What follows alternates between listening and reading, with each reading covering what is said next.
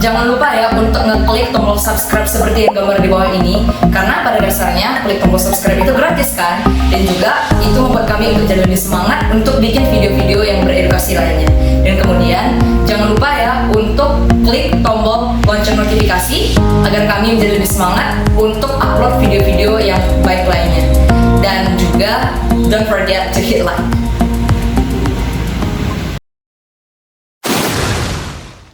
Halo para sahabat Dunsaka, kembali bersama saya Sahari dalam channel Dunsaka Dunia Sahabat Sawit dan Karet.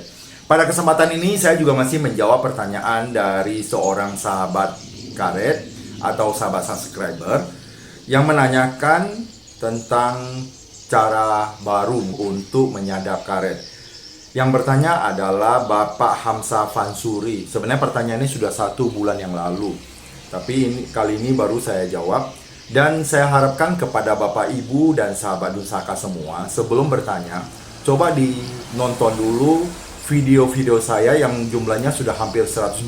Karena pertanyaan-pertanyaan yang ditanyakan itu seringkali berulang-ulang. Jadi bagaimana kalau saya tidak menjawab juga serba salah.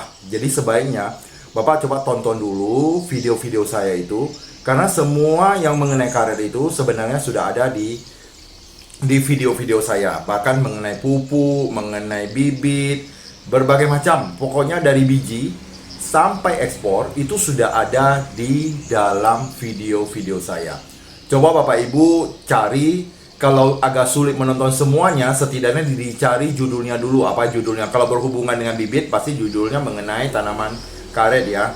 Kalau misalnya mengenai ekspor, itu pasti ada seed dan lain sebagainya. Yang jelas, totalnya sudah 140 video dan semua itu sudah saya bahas di sana. Tapi di sini ada pertanyaan yang bagus ya Bapak Ibu. Itu dari Bapak yang tadi saya sampaikan ya, yaitu Bapak Hamsa Fansuri. Yang pertanyaannya luar biasa sebenarnya. Ini adalah teknologi baru dalam menyadap karet. Di Thailand itu cara sadap karet dengan bor. Tolong kita diajari caranya bos biar kerja lebih efisien. Ini pertanyaan dari Bapak Hamsa Fansuri. Memang yang kita ketahui ketika petani menore atau menyadap karet itu menggunakan pisau sadap. Ya, berarti disadap kulit karetnya itu membentuk sebuah parit dan nanti getahnya itu akan mengalir melalui parit itu baru masuk ke penampung. Memang itu adalah secara manual. Ada juga cara yang menggunakan mesin, yaitu mesin sadap. Tapi masih seperti manual membuat parit seperti itu. Kelebihannya kalau menggunakan mesin itu sudah tahu berapa kedalamannya sehingga tidak melukai kambium dari pohon karet tersebut.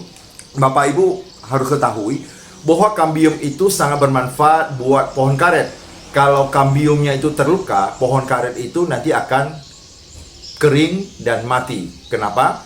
Karena kambium ini adalah untuk pertumbuhan karet tersebut. Pohon itu bertambah tinggi atau membesar, semua itu karena ada kambium di dalamnya. Jadi kambium itu bermanfaat ya, sangat bermanfaat buat pohon karet tersebut.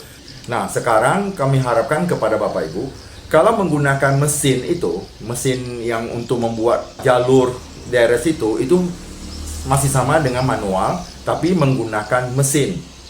Dan di sana dikatakan kalau menggunakan mesin itu sudah diukur agar tidak mengenai kambium pohon karetnya, sehingga karet itu bisa bertahan lama atau awet. Kemudian yang kedua, itu lebih canggih lagi, dan ini sepertinya sangat efisien. Kenapa sangat efisien? Para petani pernah bertanya kepada saya, Pak, bagaimana kalau waktu hujan itu kita deres? Saya pernah jawab bahwa kalau di waktu hujan deres itu, nanti di dalam tampungan itu atau di dalam parit untuk aliran air karet tersebut atau susu karet tersebut itu nanti akan bercampur dengan air hujan, sehingga nanti di dalam tampungan latek itu banyak sekali airnya, sehingga kualitas dari latek itu akan menurun. Itu yang pernah saya jawab. Namun sekarang ada teknologi yang lebih canggih dengan menggunakan bor. Jadi teknologinya ini sebenarnya bukan hal yang sangat baru ya, karena yang kita gunakan itu bor biasa, yaitu bor tangan. Artinya, jadi bor itu menggunakan baterai yang bisa dicas, sama dengan HP kita yang bisa dicas, nanti sudah dicabut masih bisa hidup. Dan bornya juga demikian, namanya bor tangan. Itu seperti di online mungkin banyak yang menjual ya, atau di toko-toko untuk peralatan listrik ya, bor tangan itu sudah ada, itu bisa dibeli. Jadi di sini mungkin nanti bapak-bapak dan sahabat Nusaka juga bisa lihat video sambil saya bicara, nanti video akan ditayangkan bahwa dengan bor itu kita cukup mengebor aja, mengebor satu lubang. Semuanya seperti biasa. Jadi untuk penampungannya itu bisa dikasih tutup sehingga kalau hujan itu tidak kena air. Jadi di atas tutup itu dikasih sebuah selang. Selang itu adalah penghubung ke pohon itu, nanti air lateknya itu melalui selang itu masuk ke dalam penampungan. Sehingga air latek itu mengalir terus, ketika hujan itu tidak bercampur dengan air hujan.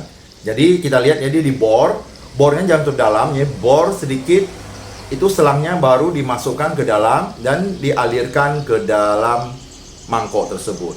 Besok paginya kalau kita lihat itu sudah penuh dengan air latek. Dan itu sangat bagus sekali, saya lihat di videonya itu luar biasa, itu bagusnya dan itu sangat efisien sekali.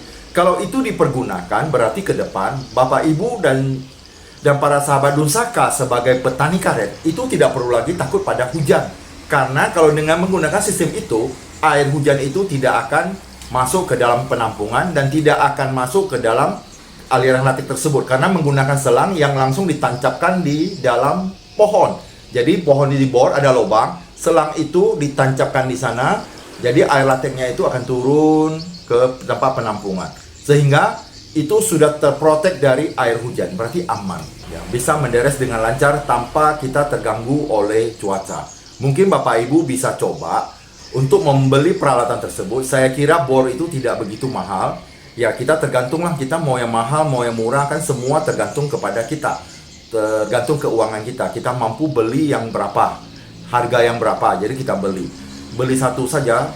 Dan ini jauh lebih efektif karena waktu menderesnya itu lebih singkat daripada kita harus deres di pohon itu pakai pisau itu yang manual itu satu pohon katakanlah itu bisa sampai 5 menit katakanlah untuk menderes itu sampai selesai. Tapi kalau dengan bor itu mungkin hitungan detik, bor langsung tancapkan selang dan air lateknya langsung mengalir melalui selang tersebut turun ke dalam mangkok penampungan. Tapi kalau menggunakan jalur deres itu kita harus dengan sekuat tenaga untuk menderesnya dan membutuhkan waktu yang lama. Jadi kalau menggunakan bor itu hanya sekian detik, paling-paling nggak sampai 10 detik. Ketika kita datang kita bor langsung tancapkan, dah pindah ke pohon-pohon lain. Nanti sudah waktunya tinggal dikutip aja, dikutip atau baru kita kentalkan atau kita kasih asam semut untuk mengentalkannya. Jadi itu semua sangat gampang dilakukan. Silakan Bapak Ibu, juga video yang sudah saya tampilkan itu Bapak Ibu bisa belajar dari sana. Dan bagaimana coba kita terus berinovasi, bagaimana supaya karet itu lebih gampang untuk menderesnya tanpa banyak menggunakan tenaga, tetapi hasilnya banyak. Itu yang paling penting. Mungkin itu saja jawaban dari saya untuk Bapak Famsa Fansuri. Semoga itu dapat dipraktekkan oleh para petani. Caranya sangat gampang sekali. Terima kasih. Semoga kita dalam keadaan sehat, sukses, bahagia, dan menjadi orang yang luar biasa.